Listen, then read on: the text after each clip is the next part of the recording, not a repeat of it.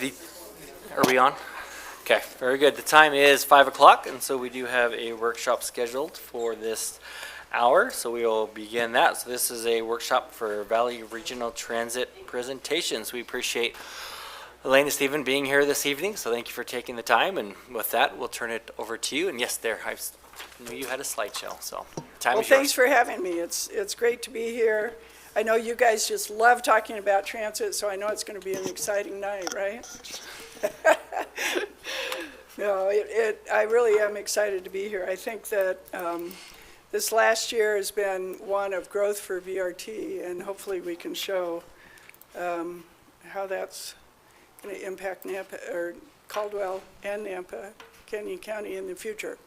So quick introduction, then tell you what we ask for you to include in your budget, talk about some of our recent accomplishments and ridership, and then our maintenance strategy. And then I'd really like to talk about a funding development process, maybe make this whole thing easier on all of us in the future.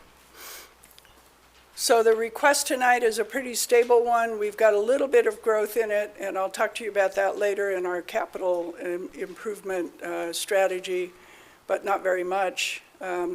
We've spent this year really doing a lot of planning. We did an outreach day in Canyon County, really did extensive public engagement, got over 200 responses, so we'll share that with you. We've been doing the Nampa Caldwell Boulevard Transit-Oriented Development Study. That team includes many of your staff members.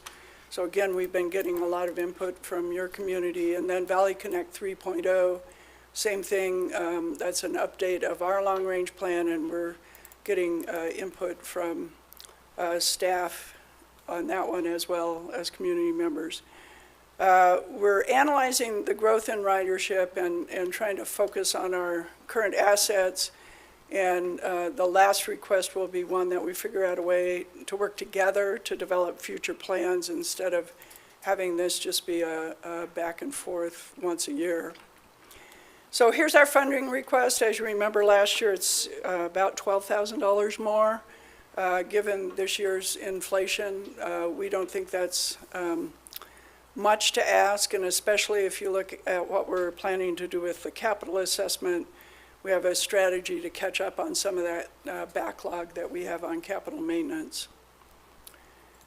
So some of the outreach, I mentioned the draft Valley Connect 3.0, it's near completion. As soon as we get it to final draft stage, we'll do outreach around it, especially in Canyon County.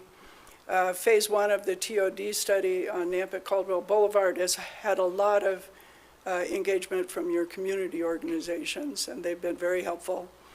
Then we hosted this Canyon County Transit Day. We had 53 citizens in person, 181 surveys, 43 of those were from Caldwell.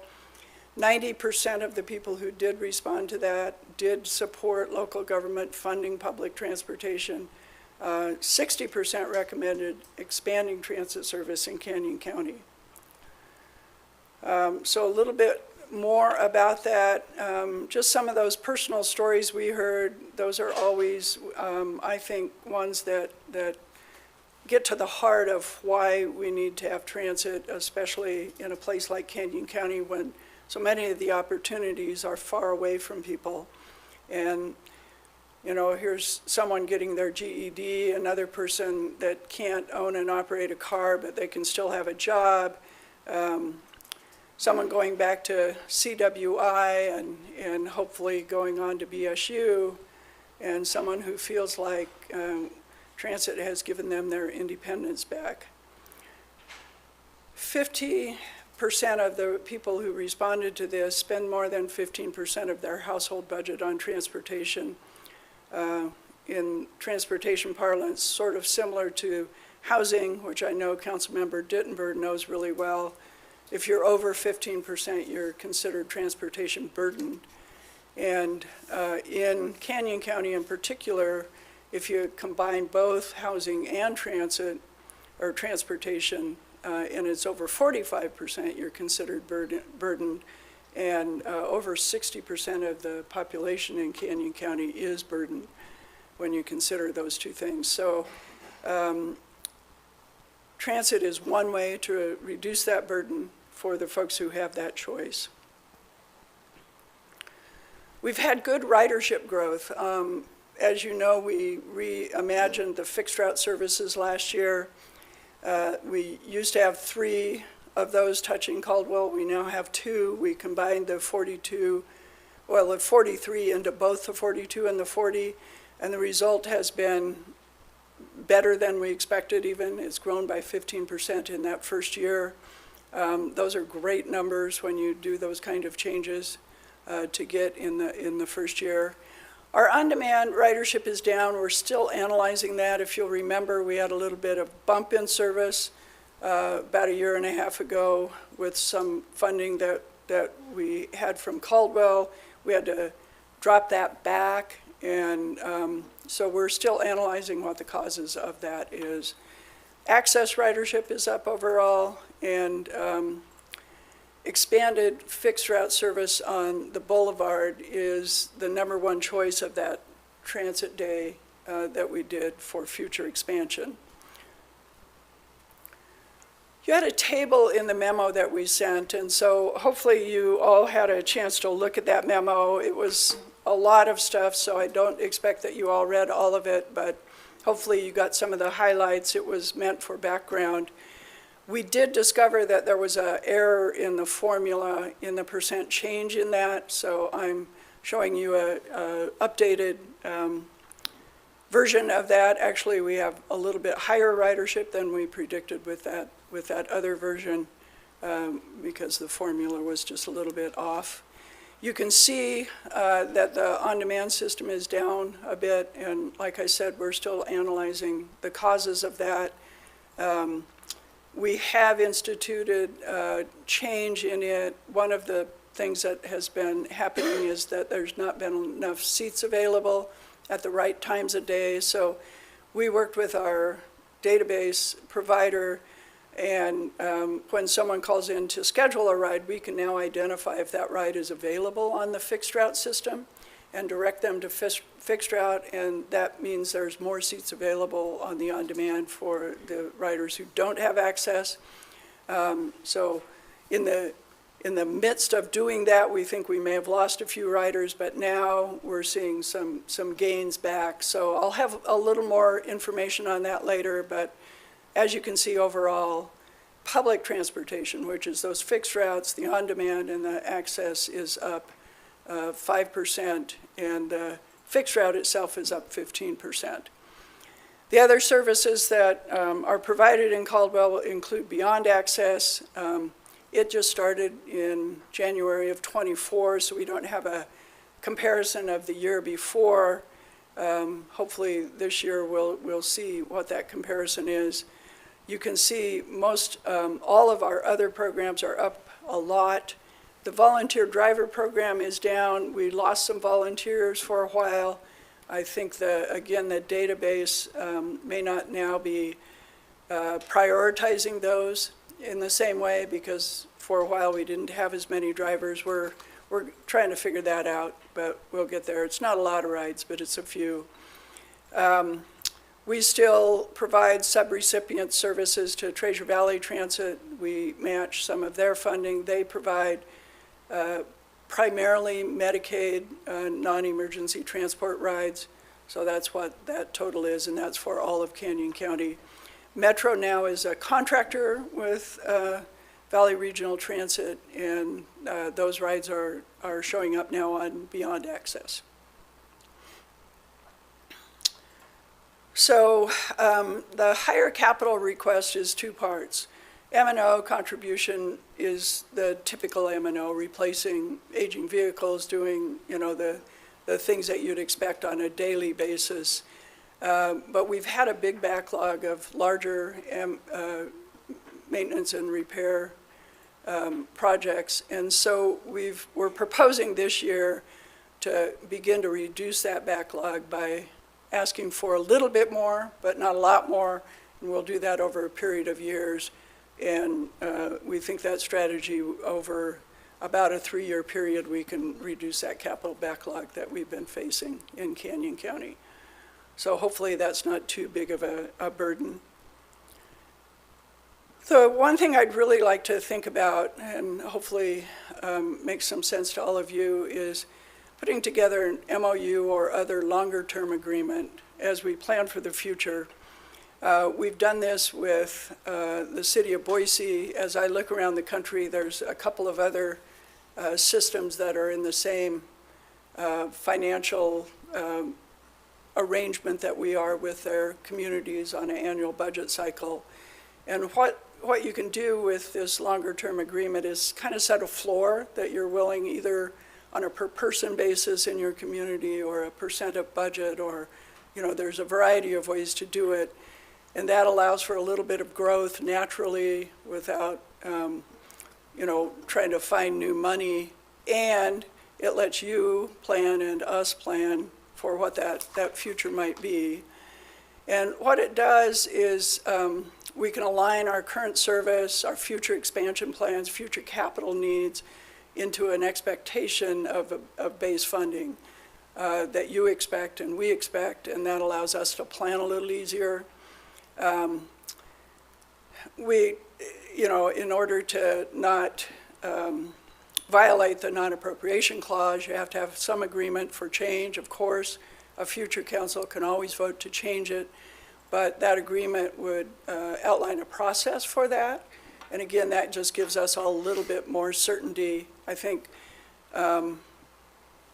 both your council and our staff were a little bit surprised a few years ago when things changed midterm, and there was no real process for how you do that. And so this would outline what that process would be, so we'd all be on, I think, firmer footing. And it would also outline the communications expectations, set up some regular communications with your staff, and maybe some more regular, at least reports to you, even if it's not in person, but certainly could be in person, about how things are going, how ridership's going. So we think there's some real benefits to it. No surprises. We can align service expectations with funding expectations. You and us both can understand upcoming capital needs. Not surprisingly, our capital needs are kind of lumpy. Some years they're high, some years they're low. We could make a decision to smooth over those lumps or accept them as they come. Again, just an opportunity to talk through it. And if you do some kind of a per person or a percentage, it allows for a development for a strategy that addresses growth, which right now we really don't have. And then, like I say, the communication we think could be a real boon for both of us. So just as an example of one of those surprises, this is what happened a few years ago. And I think in the end it worked out fine, but I think a process that was more of a communication back and forth might have been easier for both of us. So this more predictable capital plan, I talked about the lumpy needs in that. We have a 5-year capital improvement plan, if you will, our transportation development plan, and we expect certain things to happen in those years, either bus replacements or facility upgrades or what have you.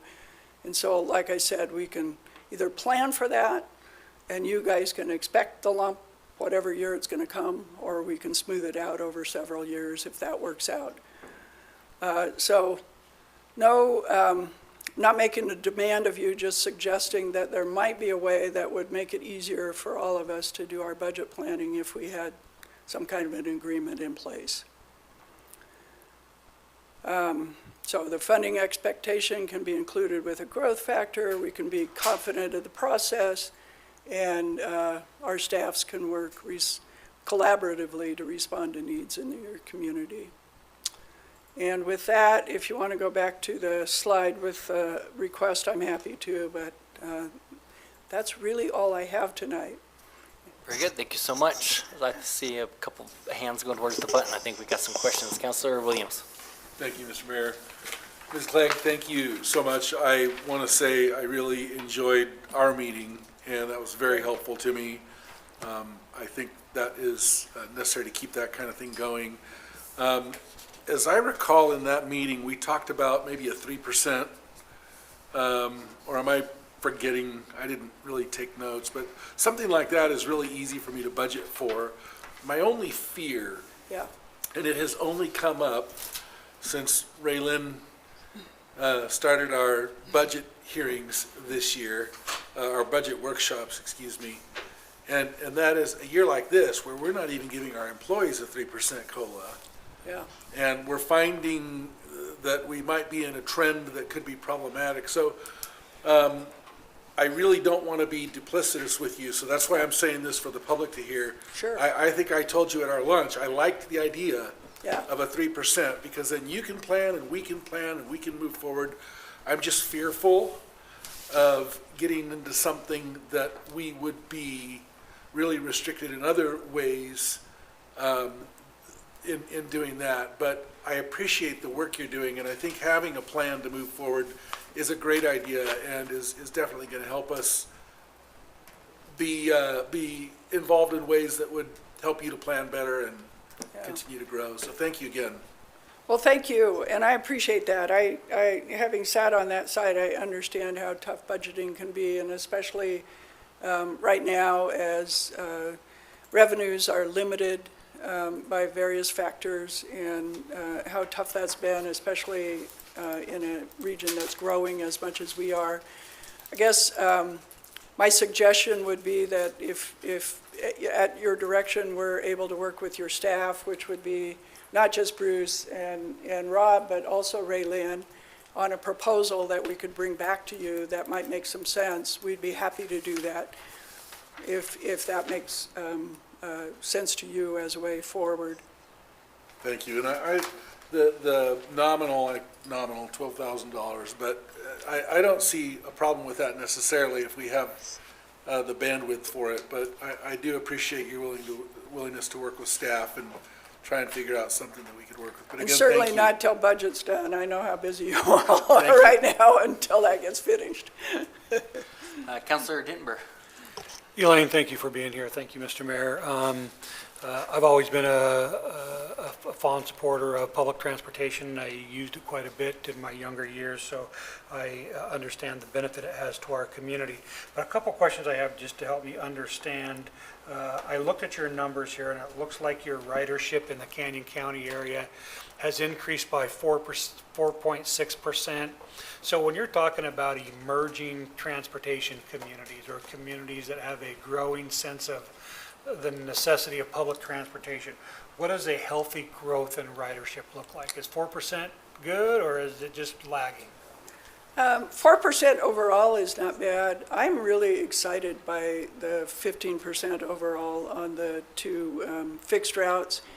You know, it's interesting, as sparse as the service is in Canyon County, what we were able to do with the service change was make it more reliable.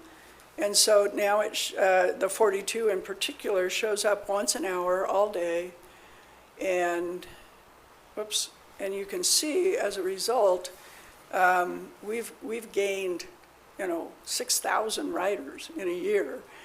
And you'd think once an hour wouldn't be enough to attract a bunch of people, but the fact that they know if they miss this one, there is going to be another one. Not if they miss this one, they're done, they can't get to Boise. And the fact that they know that all day they can use this, I think has really been a huge boon to them. As we were talking to Nampa, there surprisingly was a growing interest in seeing if there was some way to work together with Caldwell to improve that service even more on the boulevard. And so if we were able to get whether we're able to get a longer term agreement or not, if we were able to look forward and try to plan together, I think there's some economies of scale to be gained if we can have Nampa and Caldwell work together. If you'll remember, when we first talked about reintroducing fixed route on the boulevard, it was every half hour. And if we get these kinds of results from every hour, it would be interesting to understand what we'd get from every half hour. Overall, I'd say, service in Canyon County and Caldwell is still pretty sparse, and so it's still more of a service that attracts folks who really, really need it. But I think we're on the cusp of maybe breaking out of that and creating enough opportunity that maybe we'll get a few more people, more riders of choice again.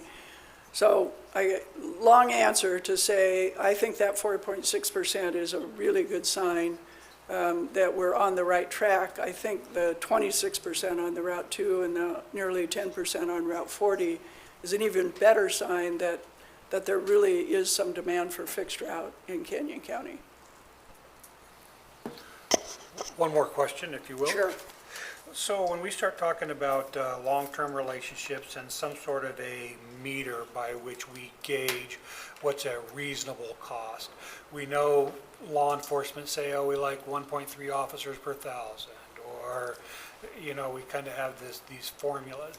Is there a formula for ridership where you say, you know, we can gauge what the city of Caldwell's contribution should be based upon a formula? Oh, gosh, that's a really big question. Historically, the support for transit in Canyon County has always been lower than it has been in Ada County. You know, we inherited the Boise urban stages from the city of Boise. They'd already leaned into a relatively high level of service. I think what we're envisioning is that we lean into stabilizing the service we have today, which we know isn't enough, but we know at least is attracting more and more riders, and use that as a platform to say, okay, what more? And as your budget grows or not, depending on what happens legislatively and otherwise, is there room in the budget to do more? And can you know, the agreement would obviously offer opportunities to do more, and to change the agreement to put that into it if it works out. But I think what we're envisioning right now is more of a floor that we can all work from, that we can feel like, okay, we have a stable base, we can all breathe a little bit. Your budget staff knows what to put into the budget, we know what to put into ours, and plan from there. And because we now have more time to plan instead of trying to convince each other that it's the right thing to do, maybe we can build on it. Does that make sense? Sure. Councilor Allgood. We're keeping you busy tonight. So when you and I met, one of the things that I was really interested in that we discussed is you talked about if we could come up with kind of a longer-term agreement like what you're talking about, Yeah. that you had the ability to maybe adjust your routes or hours so that you could give ridership during our events, get people from downtown to, because, you know, our event season, we get pretty packed. Is that still on the table? Is that something we could look at? Absolutely. You know, if we had regular service from our transit center to downtown, for instance, what we're doing now with our event service in Ada County, because we have that kind of service, is saying, well, we have a regular route here, and it doesn't typically run during event hours, but we can extend hours and extend that service during the event. If you look at, you know, federal transit rules and what they allow you to do, because the event is there and provide service. It offers us, while we can't take funding from you, we could take funding from you directly for that service. We couldn't take funding, say, from the downtown vendors, but we could sell advertising to the downtown vendors, because now we'd be providing a service that would be valuable to them and their advertising. So there are ways to make it work that we think, with your Christmas lights, for instance, as one example, the Indian Creek Festival as another, there are ways that we could lean into providing some of that.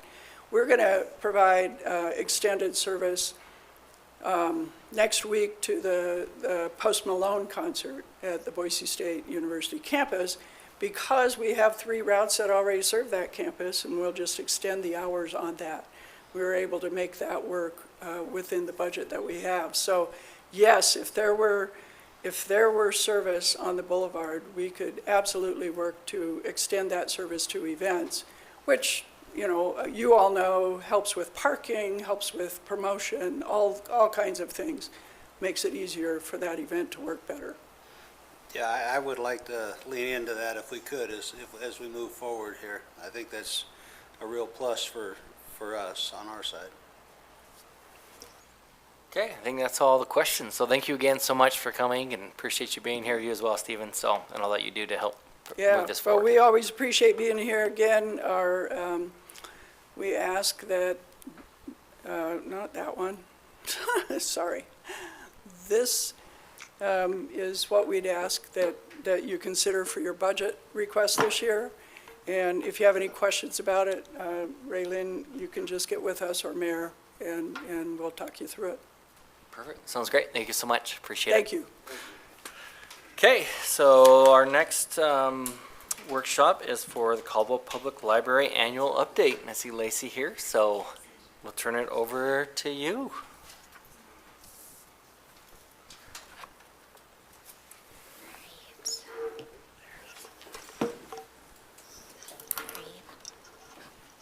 I believe, is there the presentation as well? Hopefully. Yes. Yes. I can email it elsewhere if you'd like. It went to Debbie as well. Sorry about that. Okay. Well, that's all for you, Lacey. Have a good night.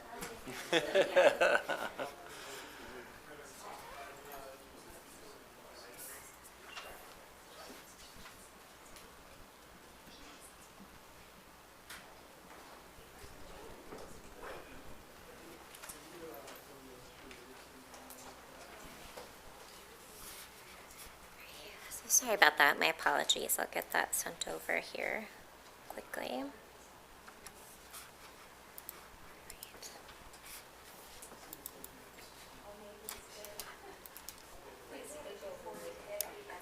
Yes, and Jose, sorry about that.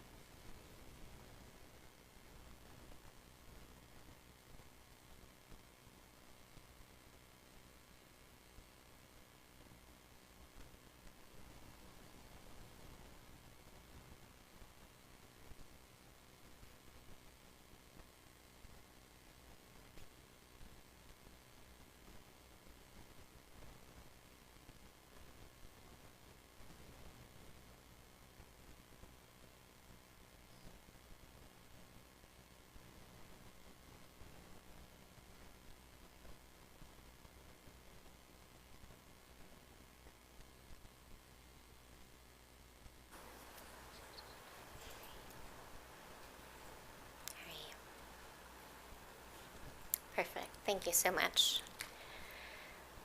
All right. Well, good evening, Mayor, Council. Thank you. I appreciate the opportunity to come talk with you a bit this evening and present the annual report from our Library Board of Trustees. All right.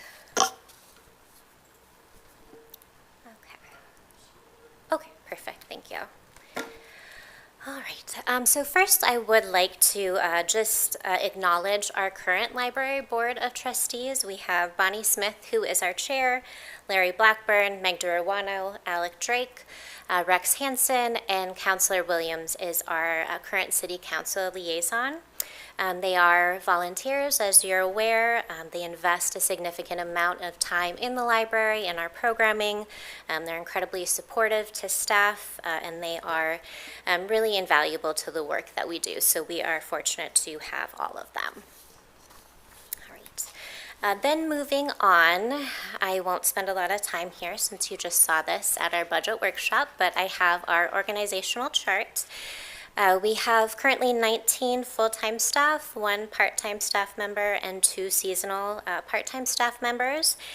And as you'll see within the library department, there are several different teams tasked with various responsibilities. We have currently a marketing specialist, 3 staff in our outreach department, so those folks focus on off-site programming, homebound deliveries.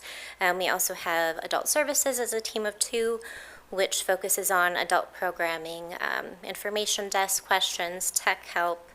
Technical services as a team of 2, they do our cataloging and materials processing. Technology as well, we have 2 folks in that department that focus on the maintenance of staff and public technology. Circulation is going to be our largest and often our busiest team at the library. They are front-facing staff at the circulation desk that assist the public. And then finally, we have our youth services department. That is a team of 3, and they focus on in-house programs for youth, kids, teens. All right. And then I wanted to touch on just a few different accomplishments over the last year or so for some of these teams within the library. The first one that I wanted to focus your attention to is our adult services team. Within the last fiscal year, they researched and implemented a few new services here at the library. The first is going to be Hoopla. This is a new digital lending platform for our card holders.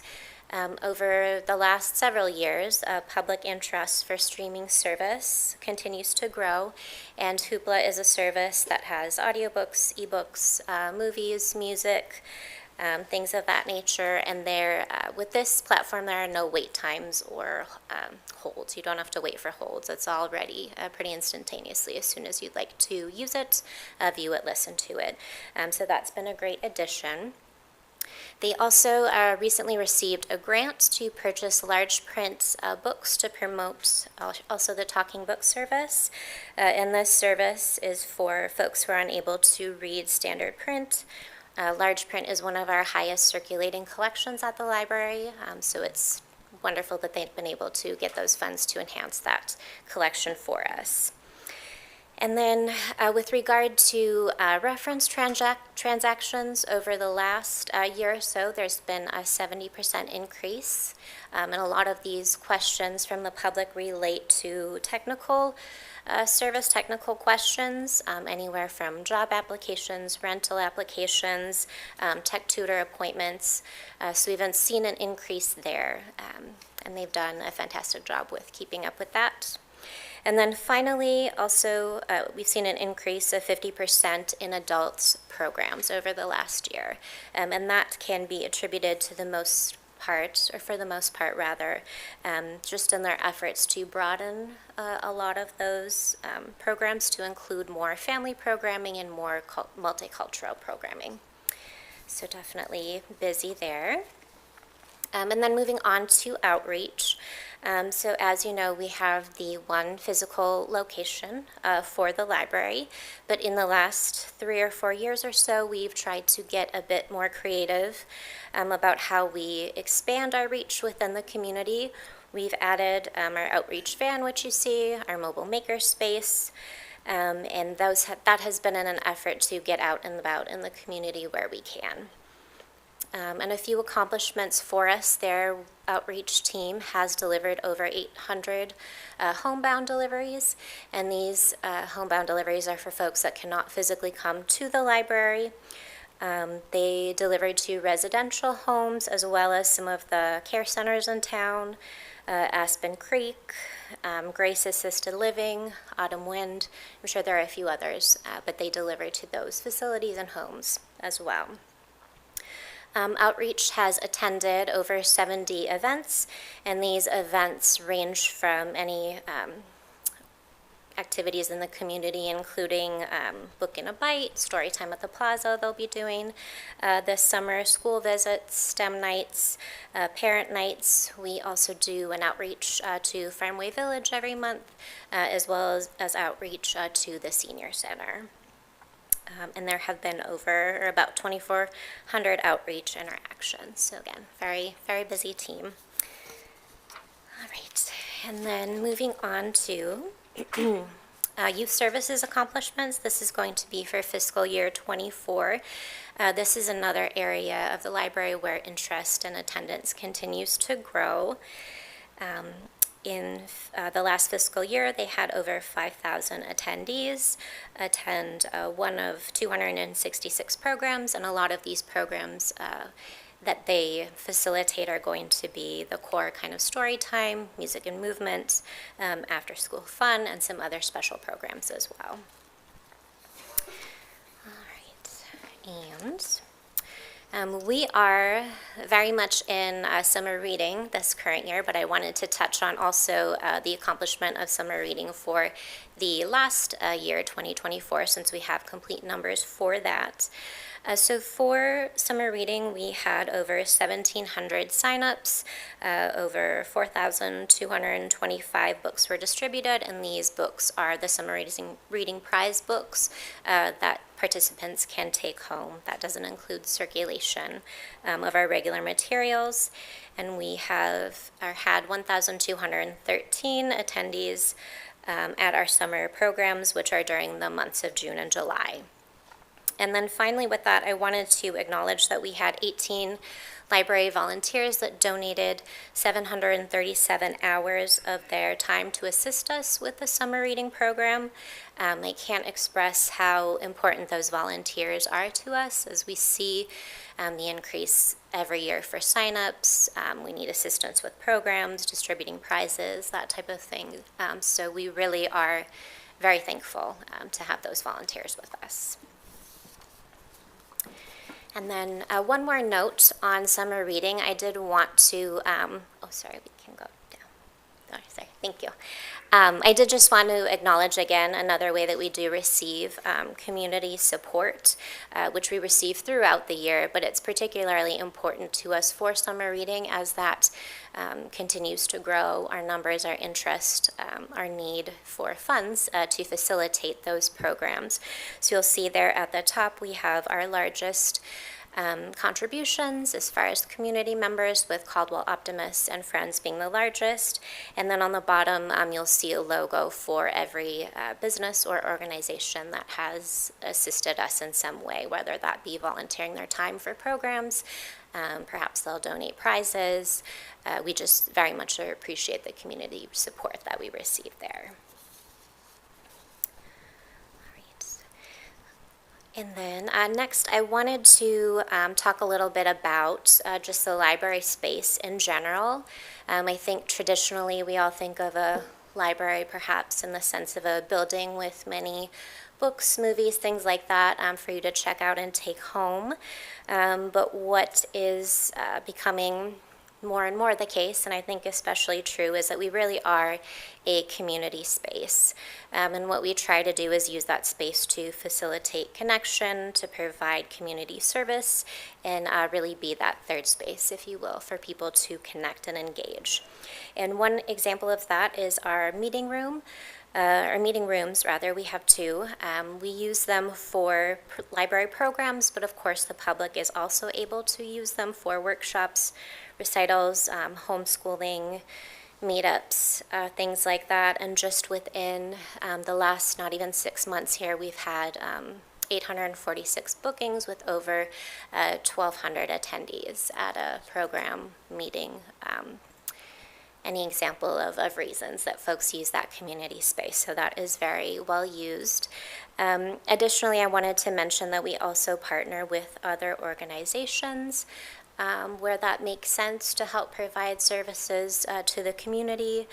For example, we partner with St. L's, their mobile mammogram unit, as well as their mobile clinic is off-site, or on-site rather, regularly throughout the year to provide those services to Caldwell community members. Then, just touching on a few of the highlights for FY24. So again, we're seeing increases every year, which is fantastic. You'll see that we had over 162,000 annual visits, 8,549 reference transactions, over 172 items circulated. And again, there is significant need, as I had mentioned before, with technical assistance for the public as well, whether that is coming in to use the Wi-Fi or needing assistance on the computers that we provide. And then finally, I know that I had talked about this a bit at the budget workshop, but this has been a significant highlight for us from the last year or so. The Holds Locker unit that is at Luby Park, I don't know if you've had an opportunity to take a look at it or use it, but that has been a fantastic addition. It's been operational since about March or so, and we actually had folks placing holds there, picking items up, returning them before we had even announced that it was open for business, if you will. So that has been really fantastic, and we're pleased how that project has come about. And with that, those were the main highlights over the last year or so that I wanted to share with you. Again, I just want to thank you for all your support and taking the time to just listen to what we've had going on at the library. And I'd be happy to answer any questions if you have them. Excellent. Thank you so much. Councilor Williams, anything, you're I think the liaison, right, for that? Any comments or thoughts on our Thank great you, library? Mr. Mayor, oh, it is, and again, I'm always impressed with your organization and just your ability to administrate and appreciate what you do.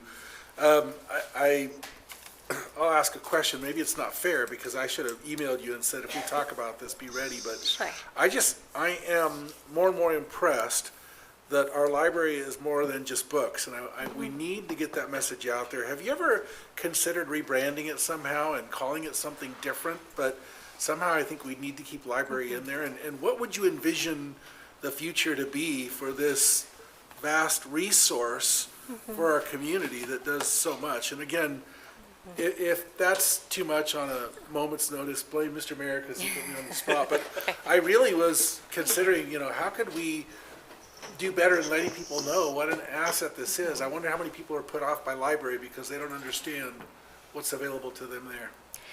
Perhaps. No, I think that brings up a great point. We had not considered rebranding something aside from library or the Caldwell Public Library. We had gone through the process of getting a new logo a few years ago now. But I think, that makes sense. A lot of folks perhaps don't understand what we have or still very much have the antiquated perception of what a library was, 20 years ago or so, 30 years ago, and don't have an understanding of what we have to offer now. As we move forward thinking about the library and what we can do, I think there's a ton of opportunity. I would love to see a space, we are, as I'd mentioned, a few examples of how we are a community connector in providing those services, but I would love to do even more in that direction.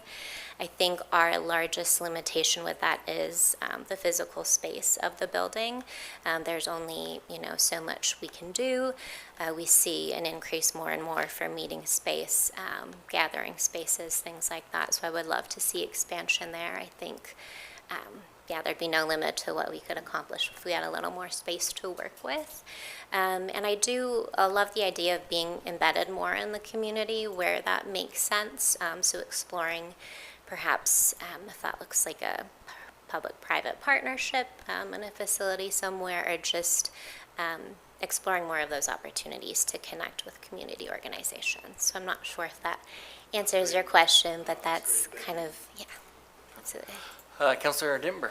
Mr. Mayor, thank you. Lacey, I've never had a bad experience going in your library. It's Okay. always been a remarkable experience.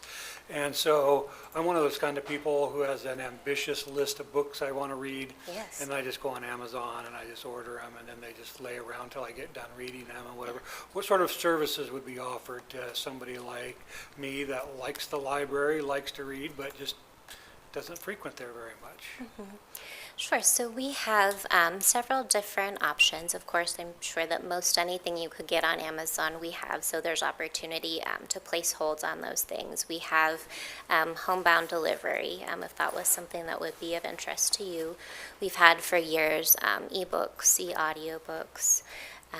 Yeah, pretty much anything you can get book-wise, unless it's super obscure, that you can get from Amazon, you can get from us. And so we try to provide, ways to engage as far as book recommendations.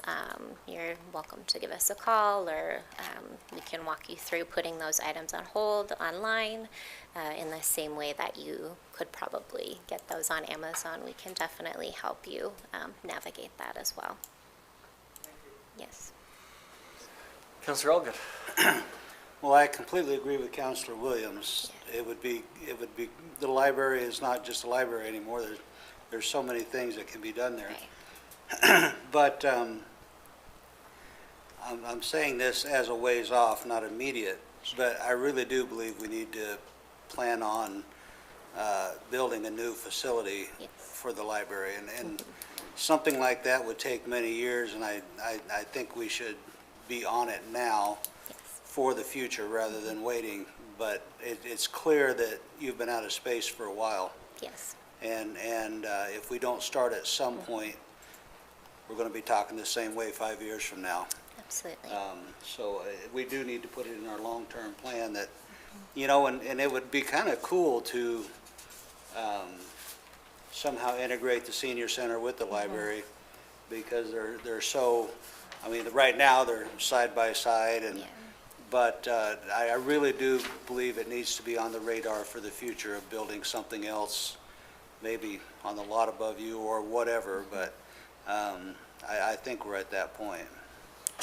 Yes, I appreciate that, and I do very much agree. Our next strategic plan will address that, hopefully in some concrete way, and a timely topic for our next board meeting next Thursday on the 26th.